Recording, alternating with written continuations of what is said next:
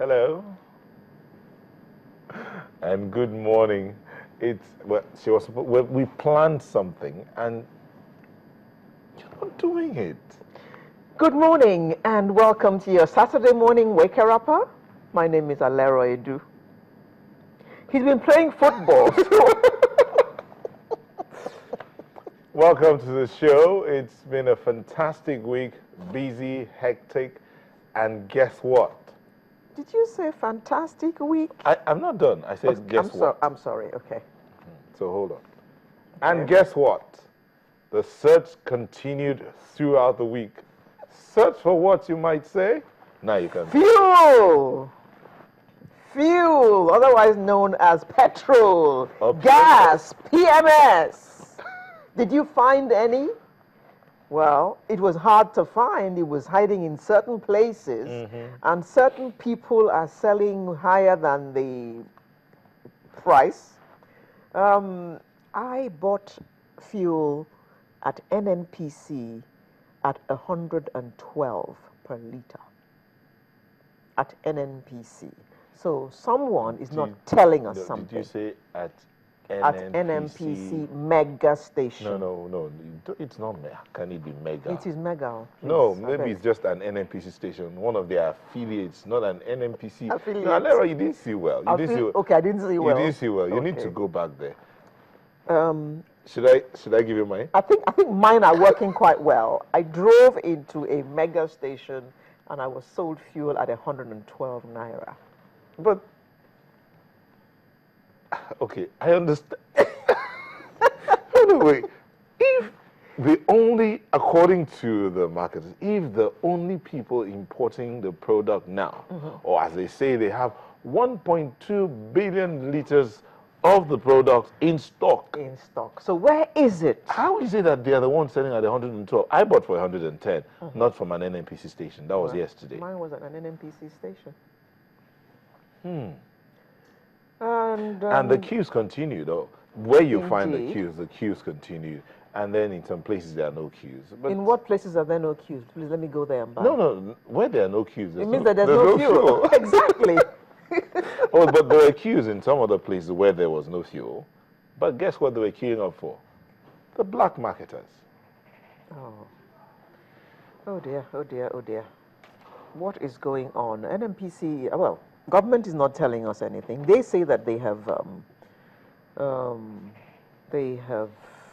paid part of the money, but the marketers say that they're owed over 200 billion naira. No, that's not money you sniff at. No, but I do understand.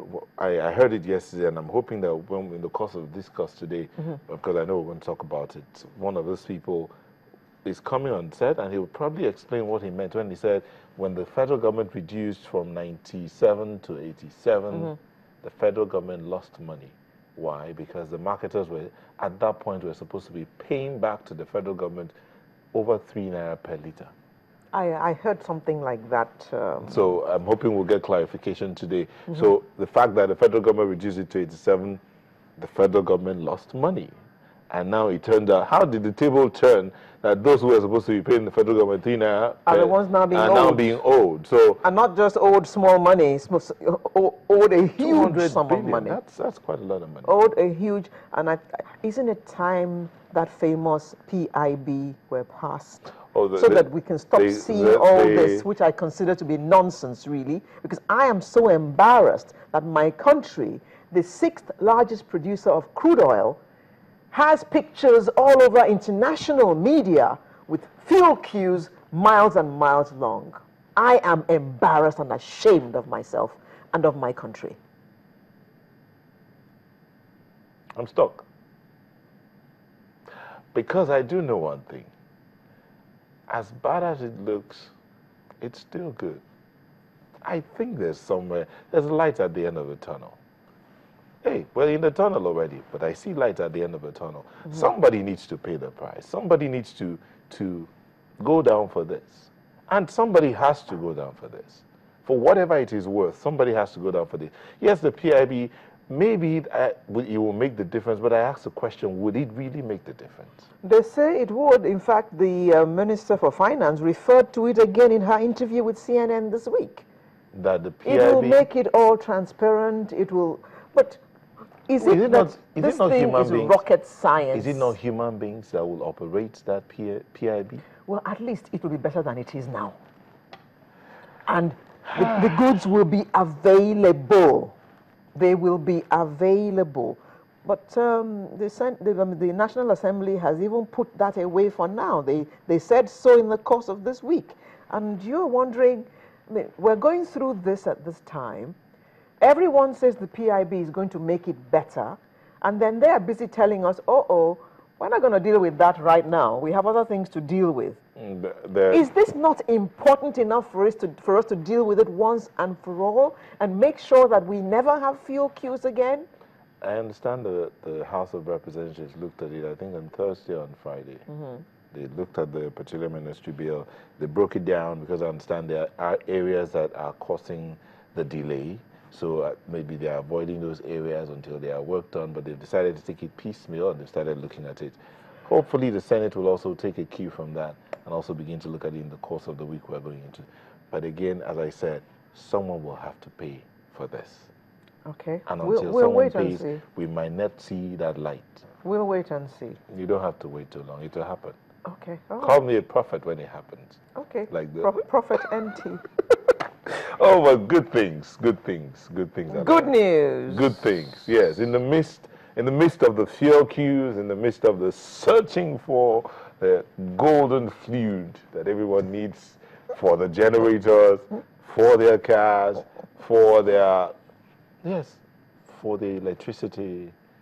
Basically, that's generator now. Yes. No, they are generators, and they are those that give electricity. Yes. Okay. Mm-hmm. All right. But then good news. What's the good news? Channels 24 is now on stream in London, United Kingdom. Officially. We're there. Just so that we can tell the story as it is. As my boss will say, concise, balanced reportage.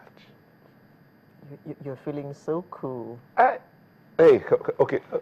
How did you do it? Yeah, I can see your head. Your head is about to burst.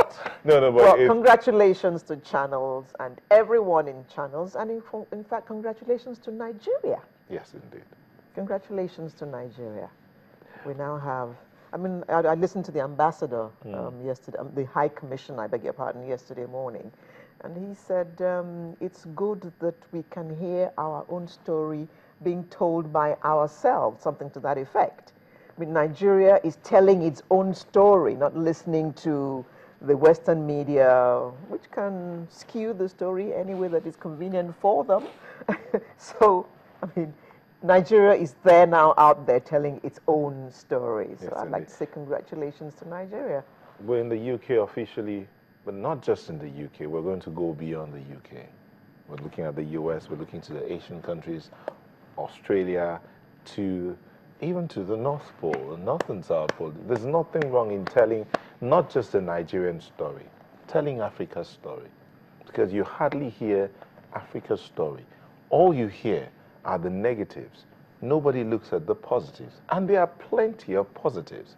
Someone said something to me and they said, do you know that the positives actually outweigh the negatives?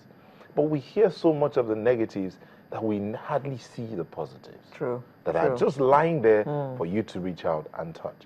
And they are there. So we'll tell it as it is. In the United Kingdom, yes, we started before, in the course of the elections, we started out there. But officially now, the launch is official. So you want to watch us, B-Sky B575. That's where we're at in the UK. From little acorns do oak trees grow. Yes, indeed. That journey, someone also said, the power of vision. A man, if you see a man that has a vision, there is nothing stopping that man. If you have a dream, you have something you're seeing, follow that. I remember when I had the story, I wasn't here then, but I'm sure you were here. But I heard the story of one camera out there doing it all and coming back. From Etiabet's place. Yes. And coming back to stay and take the news, just so that Nigerians at that time could hear the news as it ought to be, balanced. We moved on. And it's been a fantastic journey. There have been ups and downs, but by God, we've been able to ride the storms. And we're out there, and we're not done. No, we're not. What this means is extra responsibility. More work for everybody. More work, more work. But work never killed anybody. It only made them better. Well, I'm going to make an appeal this morning. Senior citizens in Nigeria need to be given some latitude, I think. I was in a particular bank on, in the course of the week, and I was waiting in the customer care queue, which had about 8 people ahead of me. And I decided, well, I really can't stand on this queue because I'm a senior. And they should actually provide seats for seniors, not let them stand on queues for 20, 30 minutes. But the banks don't seem to care about their senior citizens. And maybe I should point it out to them that most of the money in their banks are actually owned by seniors. So they deserve some respect and they deserve some sitting space. You can't keep them standing on queues for too long. And all of you others who have no particular principles and rules for your seniors, maybe it's time you began to think about that. Or you have people collapsing on your queues, like they collapse when they go queue for their pensions, yeah. Stuff like that. Please treat them with, we're not asking for discounts when we shop and free bus rides because we're seniors. All we're asking for is just chairs to sit in. That's all. Is that asking for too much? Please, Mr. Bank, please take care of that in your banking halls when people have to queue to see customer care people to do their business, since not all businesses can be done online. And all I was going to do was to just give them my BVN number. And it would have required me to stay on the queue for about 30 minutes because I thought better of it and I took off. I heard one time of a certain bank that actually started out a package for seniors. Where is so they walk in and they're attended to immediately and they leave. You must tell me which bank this is so I can switch. I need to switch. I said I heard. I don't know if they're still doing it. Okay, I'll find out and I'll report back next week. Please report back next week. I will report back. But be that as it may, I do know that in our culture, seniors are given some level of preferential treatment. If you enter a bus and you see a senior standing while you're sitting, you stand up and let the senior sit. Not these days, my dear. Not these days. Not indeed. You walk into a bus and you see young men and women sitting down. They're having a conversation, and you see seniors standing without a seat. What happened to our culture? What happened to the upbringing we had, paying respect to the elderly?